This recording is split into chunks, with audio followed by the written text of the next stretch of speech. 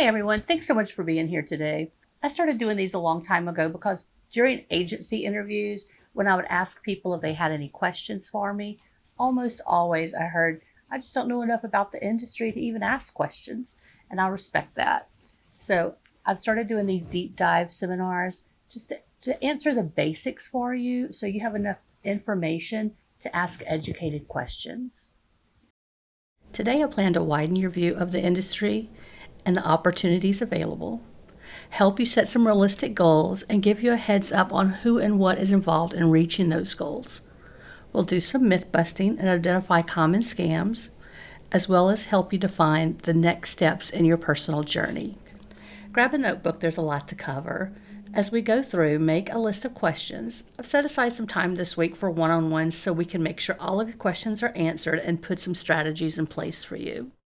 First of all, hi, my name is Kim Peace. I'm a 7 times nationally awarded Agent of the Year, a casting director, a mother agent with 35 years of experience, and a long list of success stories. I'm the founder of FIA Worldwide, now FIA Talent Solutions, and of OTB Media Arts Group, which is, in a nutshell, a resource and development center, not an agency. Think of the OTB more as a career incubator. We've put together an ultimate dream team made of outstanding industry professionals, including a Grammy winner, an Emmy winner, the UN Ambassador of Arts, and the former head of casting for MGM Studios. At the OTB, we have what we call a CEO of You philosophy. We want you to take things at your pace and make educated decisions regarding your career. We are here to mentor you and act as your guide, but in the end, it's your business. You decide where you want to travel and how fast you want to move. We will act as a bridge to the global industry for you. My specialty is major market placement. While we are active in the local market, our specialty and most of our success stories come from placing people with major market agents in LA and New York. You can think of the local market as your proving ground and a good place to get your start if you're career focused. Or maybe you just want to do local runway shows and gigs, and that's fine. We can help you. Or perhaps local photo shoots. Just kind of play around with it as a hobby. That's fine. We got you. We want to be a safe place for you at any stage in your journey. The OTB is a community-based organization. You don't have to sign any contracts or commit to anything long-term. You can just come in and do a runway show or a fun shoot. To highlight a few of our successes, our models have walked the runway in New York, Miami, and Dallas, worked with Vogue magazine, Nylon, Paper, Glamour magazine, and been on billboards in major fashion capitals. You've probably seen our actors in major network television shows and blockbuster films, working with global brands like Dove, Snapchat, Google, and Levi's. If you look on our website, you'll see a long list of corporate clients. In fact, one of our former students has a Grammy. She's now the co-director of our makeup artist program. All right, let's jump in. The first thing I want you to realize is that there are so many ways to get involved in the industry other than being a 5'10" runway model or a leading man in a feature film. Here are a few options for you to explore. All right, let's talk about setting realistic goals, specifically for actors. My goal is to be straight with you because I don't want to set you up for failure. Your goal might be to be the leading man in a blockbuster film, and that's great, but you need to know that there are so many different, powerful ways to build a successful acting career. Let's start with the foundation. Background and extras. Do not turn your nose up at these roles. We're here in Walmart land. Corporate and industrial videos are huge, and the majority of our bookings are for background. At one point, we were booking 400 roles a quarter, many of them non-speaking. These jobs have immense value. You get paid, you get on-set experience, and you can end up on a billboard. Print stills are often pulled from shoot reels. It opens doors. You can wind up on a billboard from being a background extra in a commercial. Next are stand-in roles. We just booked almost 50 stand-ins for a feature film. This is a crucial on-set job where you stand in for the main actor while the crew sets the lighting and camera angles. It's an incredible way to learn the technical side of filmmaking. You get to watch everything happen firsthand. Let's talk about the roles where you'll do the most of your acting. We're talking about co-stars, guest stars, supporting roles. These are the best friends, the love interests, the next-door neighbors. And then we have the industry's best kept secrets, the character actor. A-list leading actors may have 20 or 30 film credits, but a character actor, the one you always recognize but can't quite remember their name, they could have hundreds of credits. They're always working on sitcoms and movies and commercials. They have incredible, long-lasting careers. Finally, the ultimate goal for many is the spokesperson. This is where you do both acting and modeling. Think of Flo from Progressive. You're doing the print ads, the billboards, the commercials. That's the big money. That's a brand deal that can set you up for life. Now let's talk about setting realistic goals for models. When most people hear the word modeling, their mind immediately goes to one thing: high fashion. But as you can see here, that's a tiny fraction of a massive and diverse industry. The real substantial money-making careers are in these other categories. Okay, I deliberately put these three types of models on the same page because I want you to really see the difference between them. Let's break down editorial, fashion, and commercial modeling. First, editorial. This is what you see in high fashion magazines. It's all the crazy poses, what I call broken Barbie poses. They tell a story, they set a mood. The look is very specific and unique. They love a gap in the teeth or that alien face that people talk about. But let me be clear, editorial does not pay well. It's for the art and the prestige, not for the bank account. Next, fashion modeling. This is about promoting a clothing line. Now, unless you're in the top 1 or 2% of supermodels, you don't make significant money doing fashion modeling. You just don't. We've had talent work for Vogue for a full week and make $400. It's a fun and elite part of the industry, but it's not a moneymaker. And the physical requirements are very strict. 5'7" is too short for most campaigns. They want you tall with a very slender frame because the clothes are designed for that very specific body type. But let's jump over to the star of the show, commercial modeling. This is where you build a real long-lasting and lucrative career. Commercial models look like the average consumer with a little polish. They're marketing to the public, and people buy from people they can relate to. Let me give you an example. I'm 60 years old. A 20-year-old supermodel is never going to sell me skincare. But I will buy from Miss Ann, one of our models in her late 60s who now works for Benefit Cosmetics, because I identify with her. That's the power of commercial modeling. The big pharmaceutical and lifestyle brands have the money to pay you, so you're making bank. While a fashion model might be washed up at 22, we need our 70-year-old models. There's incredible longevity in commercial modeling. So don't go crazy starving yourself and trying to be a size 0. For 99% of talent, your end game, your goal should always be the world of commercial modeling. That's where you're going to find your money in the career. Okay, let's clear up a common point of confusion. The difference between a fitness model and a fit model. Fitness modeling is just what it sounds like. It's for brands like Nike and Adidas, health supplements, workout wear. Your portfolio for this needs to be full of active shots. You jogging, doing yoga, playing sports. The key is to look healthy and athletic. You don't have to be a bodybuilder, but you have to be believably fit and toned. Now, fit modeling is a huge and often overlooked opportunity, especially here in Walmart land. For a fit model, your face and look are completely unimportant. It is 100% about being a perfect ideal sample size. A perfect size 0, a perfect size 14, a perfect size 22, a perfect size 6, whatever the client needs. It doesn't matter if you have acne or a crooked smile. They just need to know before they mass produce a line of jeans, a size 6 is cut properly and fits correctly. You go into the office and you'll try on the clothes. The team will take pictures of you squatting and standing and twirling to make sure that the garments fit and move correctly. The pay's great. It can pay $100 an hour. Some people do this full time. See the difference? I'll say I'm guilty of lending to the confusion in this. Just last week we had a casting for fitness models and I needed someone who was fit. So I posted fit models. Yeah, it's confusing. Finally, let's talk about runway models. For major markets like New York, I'm going to be straight with you. You need height. We're talking 5'9" to 5'11". The high fashion clothes are simply designed and cut to move better on longer frames. Yes, there are exceptions. We've worked with producers for Miami Fashion Week, for example, who are all about inclusion and are more flexible in height. So the opportunities are out there, but you have to know you're fighting the system. I'm not saying this to be discouraging. I'm just saying it so you can focus on your most realistic path to success. And for many models, that means building a strong commercial career and studying acting. Okay, I would not be able to do a presentation on modeling without talking about some of these fringe categories. Plus models and parts models are both booming markets right now. First, let's start with lifestyle modeling, though. This is a form of commercial modeling, but it's typically for more mature talent. Think 45-ish and up. Just like I was talking about Miss Ann, this is about marketing to people like me.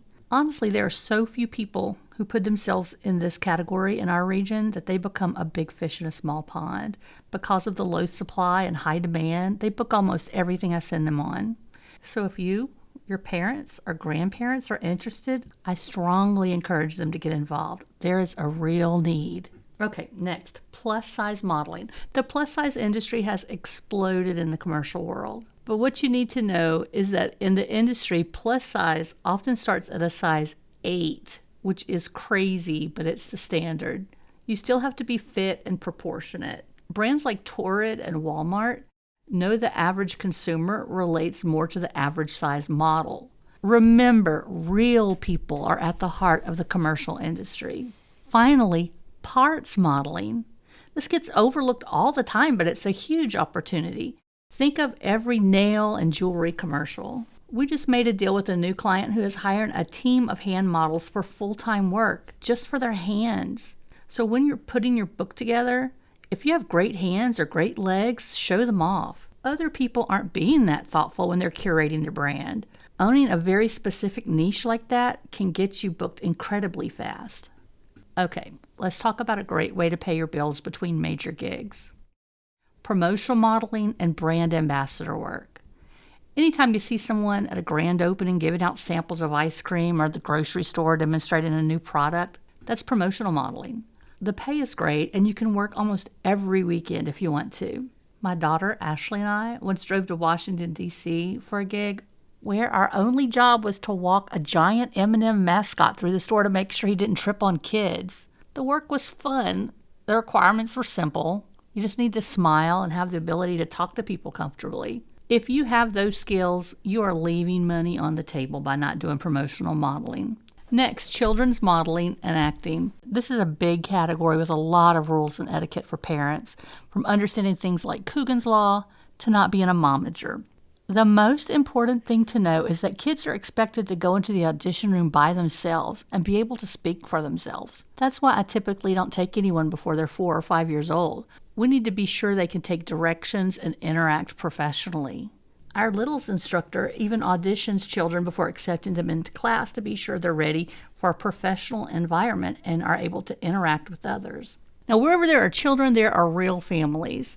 This category gets overlooked, but it is so in demand that I have an entire division at my agency. Producers for clients like amusement parks or hospitals love casting real families because the energy and comfort level are authentic. They perform so much better on camera with family than with a room full of strangers. So if you have a family with easy smiles, make sure you're grabbing those happy family pictures at holidays. They are a valuable casting asset in the commercial world.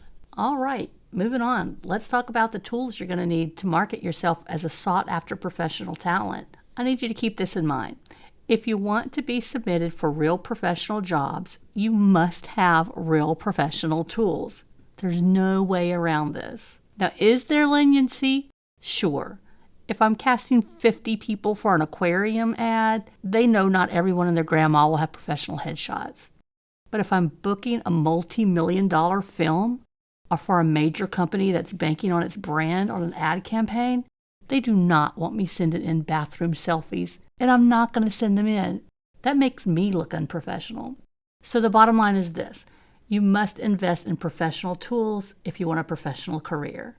It shows casting directors and it shows me that you are taking this business seriously.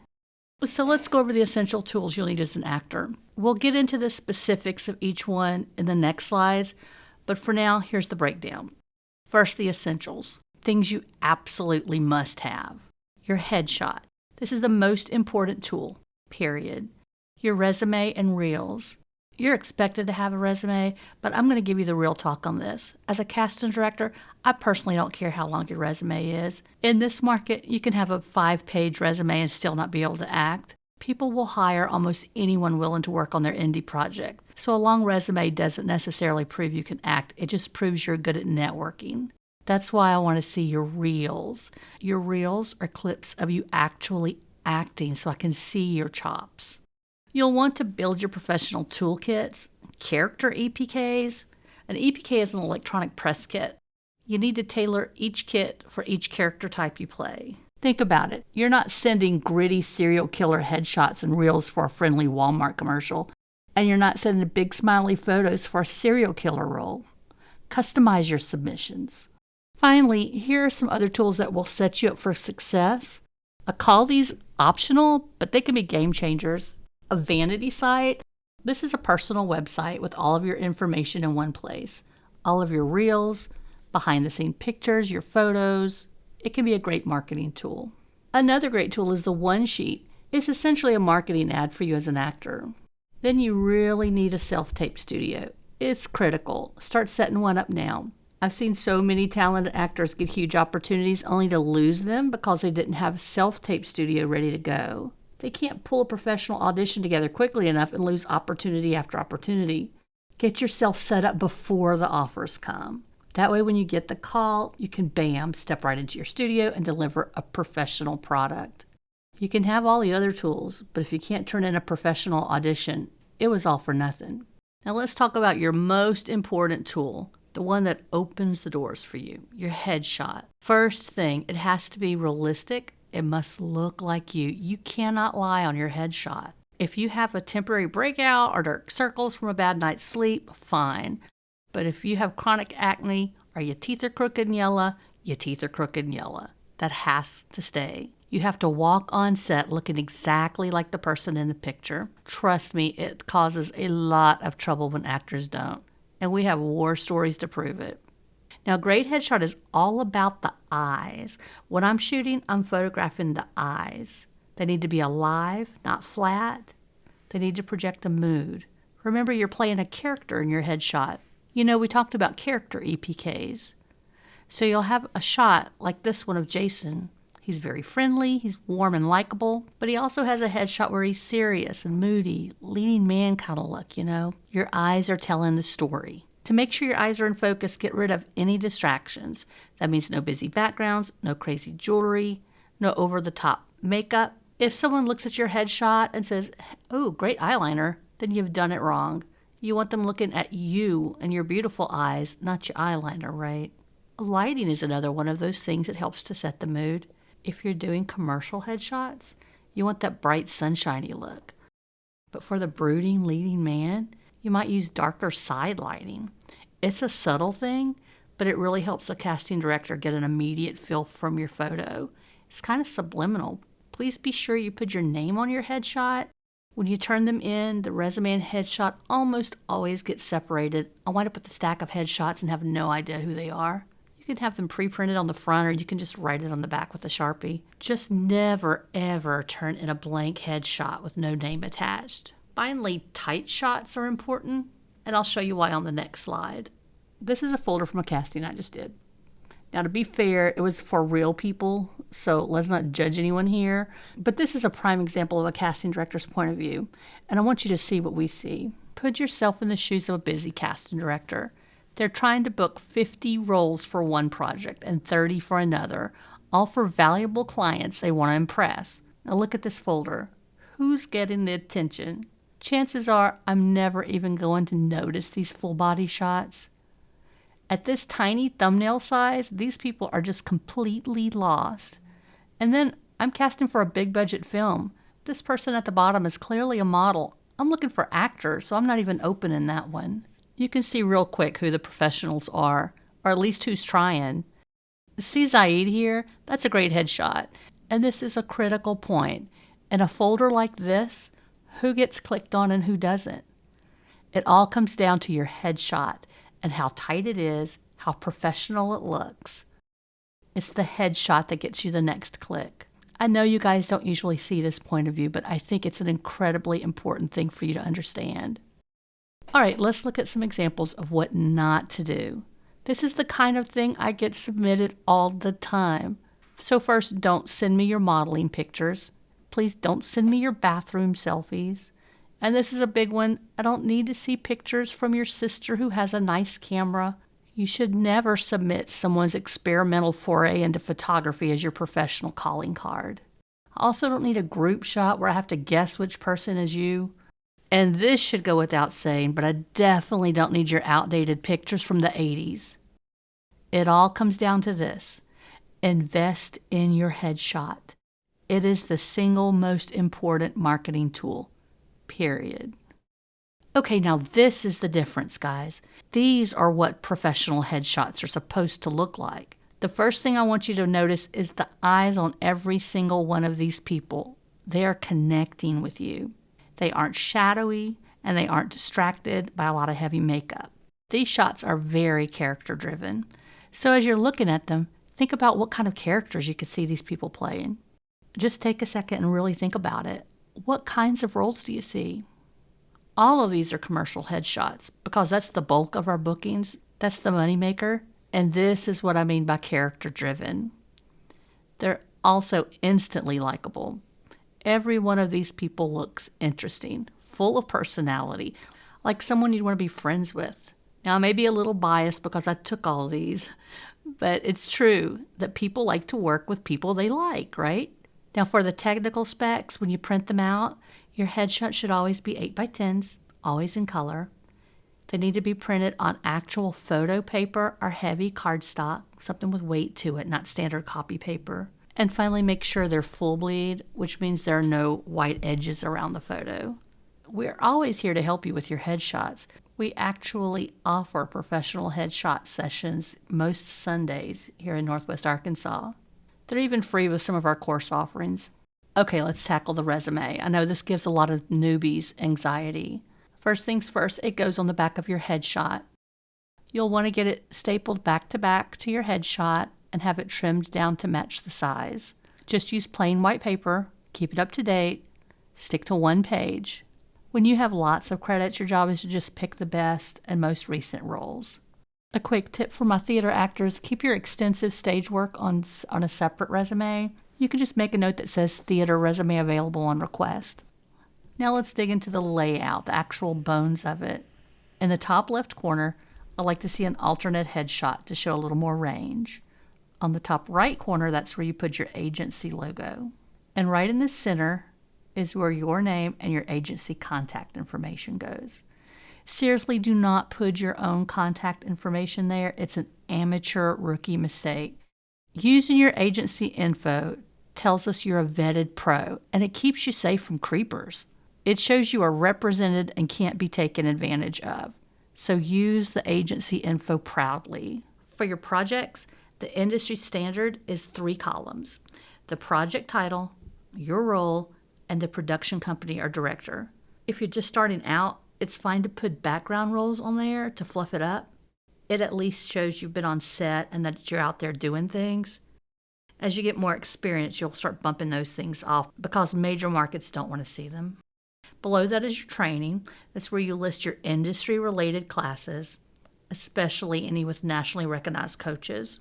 And finally, the part everyone overlooks but can get you the job is special skills. List anything that gives you an edge. A little tip would be to make the last thing a conversation starter. My daughter Ashley used to list astonishingly bad magic tricks as her last thing. Casting directors always asked her to do one. And I'm here to tell you they were bad. But she was always remembered. Just be warned, only list your fluent skills. If you say you can yodel, you better be ready to yodel. You will be asked. Now, I know all of this can be stressful if you're looking at a blank page, so I want to leave you with this. Don't worry about not having credits to start. That's a huge part of what we do here. We have an in-house production company and an active casting service specifically to help new talent build real experience. Even for our models, we have a magazine to help you develop tear sheets you'll need. The point is, Here at the OTB, we can help you build a professional and detailed resume from the ground up. All right, moving on to actors' reels, because as I said, I strongly believe they're more important than resumes. Your reel really shows me that you can act. The first thing you need to know about reels is that they need to be character specific. You should have one reel with clips of you as a best friend, another with you as the love interest, another for just your commercial roles. So you always have the right tool to submit for the right character type. They need to be quick, no more than 30 seconds. We're a busy bunch. You saw how many submissions that I got for one role. Imagine if I watched everyone's 3-minute reel. I just don't have time for that. So in your reel, the focus must only be on you. Don't show me the other characters' lines that lead up to your dramatic moment. Don't need the why. I just need to see the bones of the performance. It should be only your speaking roles. I don't need a reel to show me you can walk up to a door. I'm just going to assume you can do that. I only want to see your speaking lines. So what do you do if you're new and you don't have any professional clips? First, don't panic. It's very common. It's perfectly okay now to submit a well-recorded self-tape of a monologue.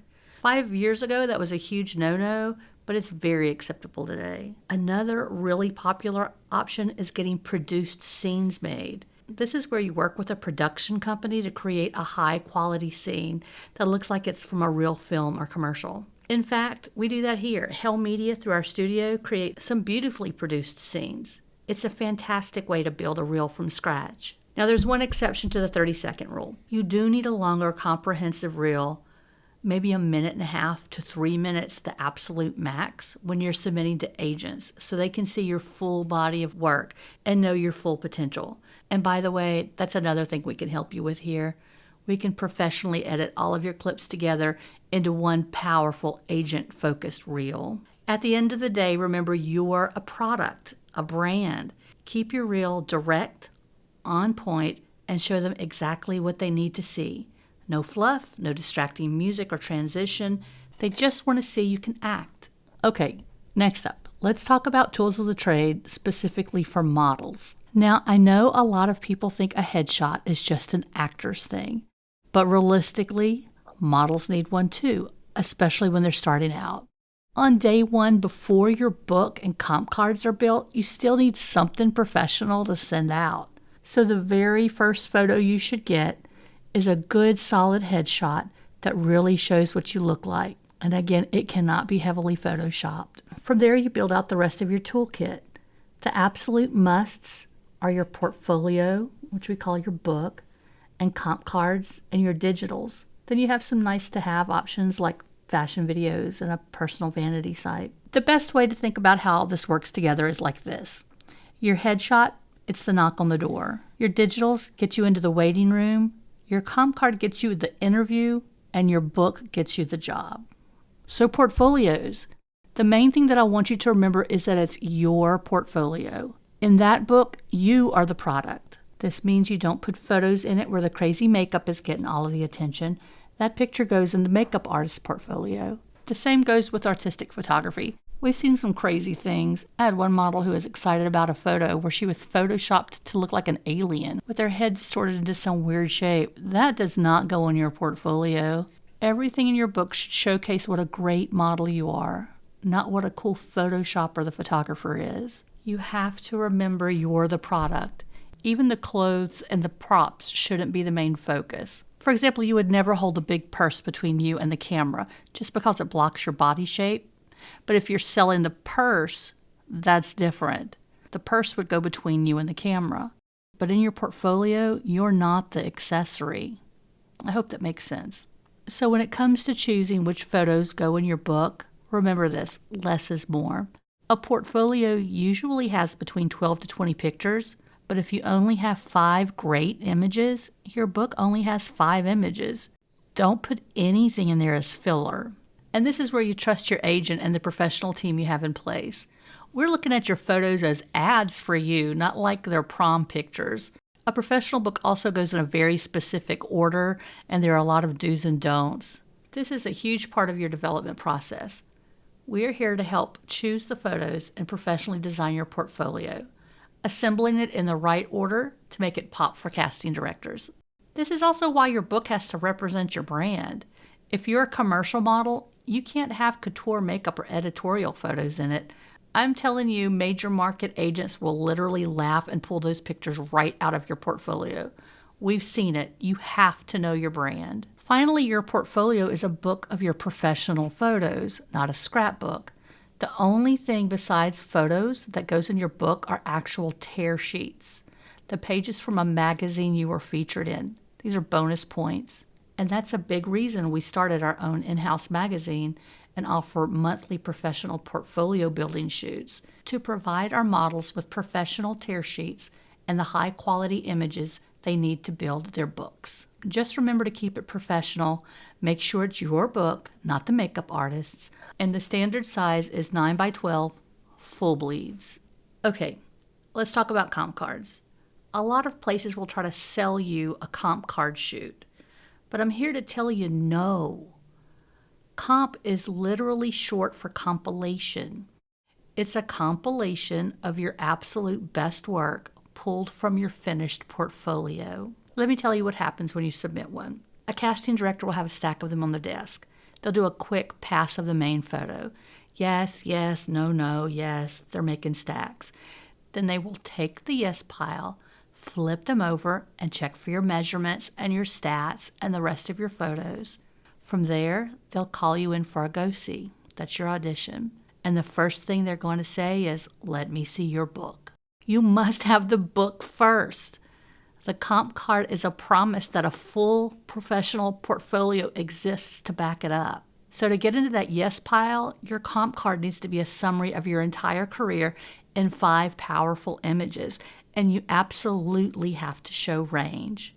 It is one of my biggest pet peeves to see the same face on a model over and over. You need to show different expressions, different photographers, and different angles of your body.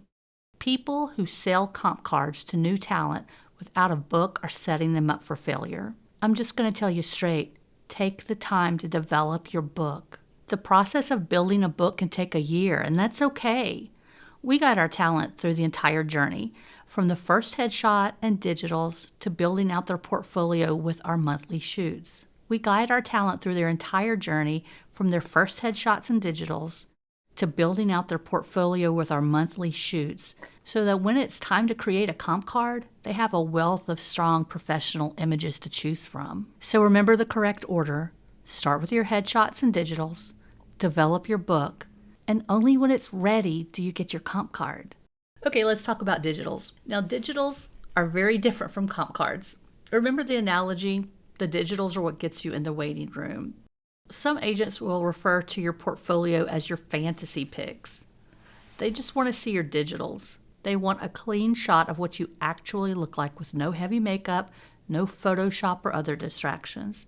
It's the bare bones you. In fact, a lot of times when I take a model into an agency for a meeting, the first thing they'll do before they even take them back for an interview is take a set of fresh digitals. They are always being updated. For your digitals, the goal is a no makeup look, which you'll have to master. They want to see your real skin, your bone structure, your smile, your actual body shape. So dress in something that's flattering. The classic look is all black, which was traditionally a New York thing, while LA was more skinny jeans and a white tank. Honestly though, jeans are trending in New York now, and leggings are considered a bit passé. They want to see your real skin, your bone structure, your smile, and your actual body shape. So wear something that's flattering. The classic look is all black, which was traditionally a New York thing, while LA was more skinny jeans and a white tank. Honestly though, jeans are trending right now in New York, and leggings are considered a bit passé. Good lighting is essential for your digitals. You want to be well lit, not shadowy. Typically, you'll need 3/4 shots, a full body shot, and your profiles. But every agency is a little different, and they'll tell you what they want. But here's the best pro tip I can give you, and it works for your book too. Look at the website of the agency you're applying to see what their signed models are wearing in their digitals. Just copy what works. It's an essential tool that new talent often overlooks, but true professionals always have current digitals. And because they're so important and often need to be updated on the fly, it's a simple one for us. We can shoot your digitals any day you're in the studio. All you have to do is ask. So I want to move on to your lifeblood, the team that's going to support you through the entire journey. The most important secret weapon, if you're going to do this as a career, is your mother agent. A mother agent is like an umbrella over the entire course of your career.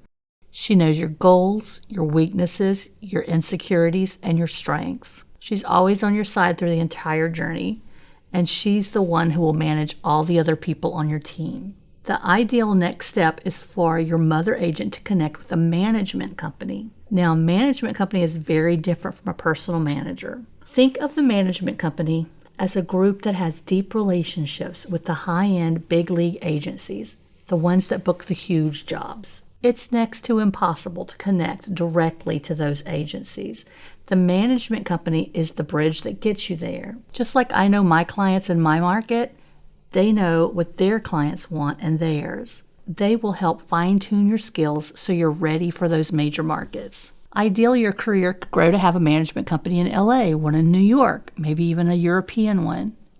Underneath each of those, you have specialized agents. A commercial agent, a fashion agent, a theatrical agent for film and television. This is the structure that keeps you busy and working year-round. Now, once all of this is flowing, you'll start to struggle with just managing your life, making it to auditions on time, keeping all your ducks in a row. That's when a personal manager comes in handy. A manager handles your day-to-day operations. They're the link between you and the rest of the team. They are the ones that are going to call you and say, your limo is going to be there in 45 minutes. Get up. Why aren't you dressed? They manage your schedule so you can focus on the work. But through it all, the mother agent is managing the grand picture, the contracts, the relationships, making sure you're being treated fairly, making sure you're happy. Management companies may come and go, but your mother agent is the constant, the umbrella over it all, because we know your ultimate goals.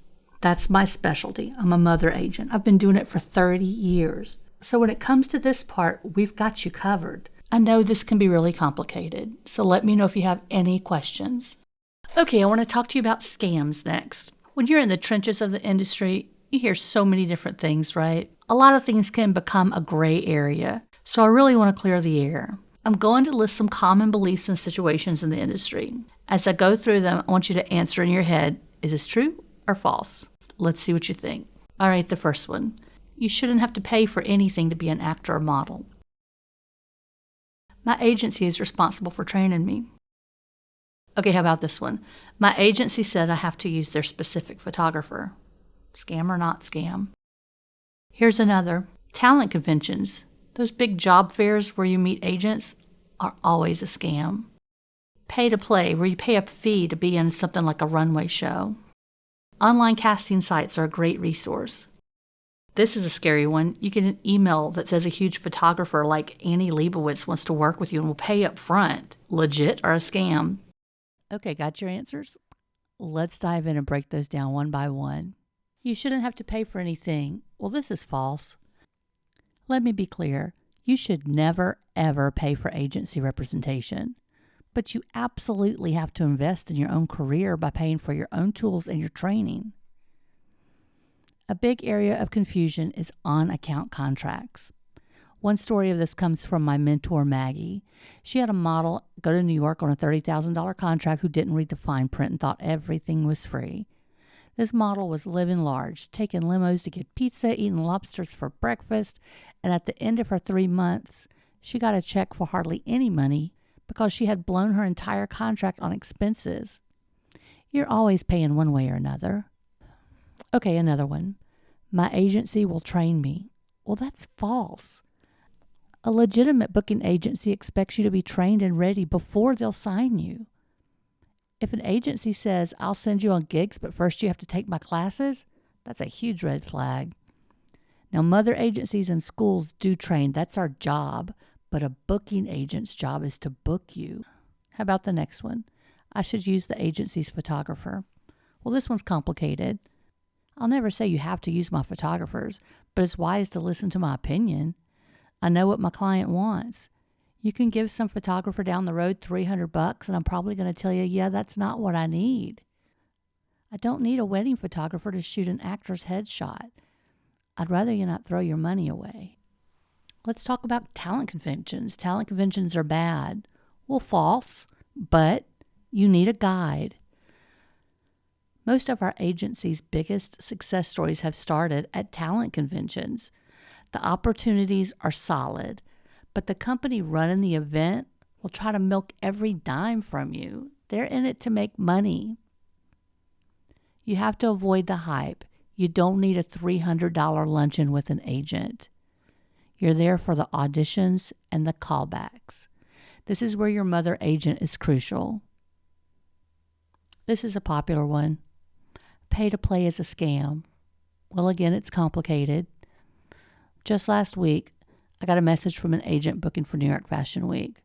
I sent in EPKs for our models, and then they told me Chosen Talent had to pay $500 to participate. Immediately, no.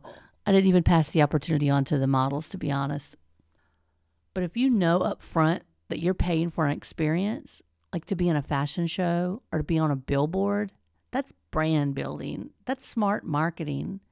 It's exactly what our Iconic Experience program is, a transparent and powerful way to build a brand and build a network.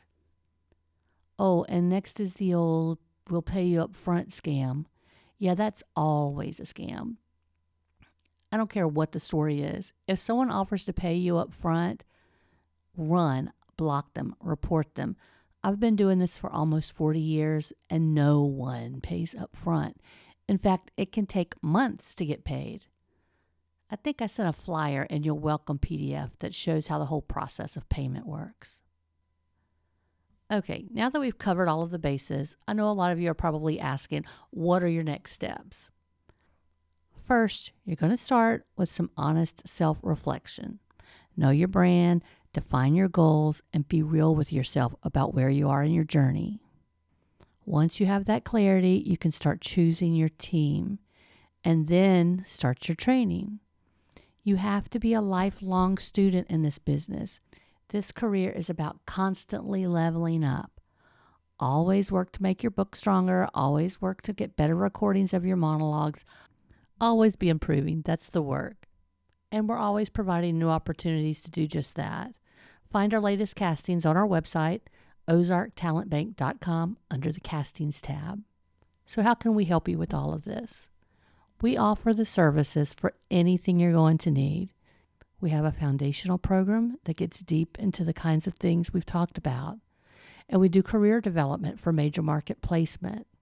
We offer portfolio shoots, headshots.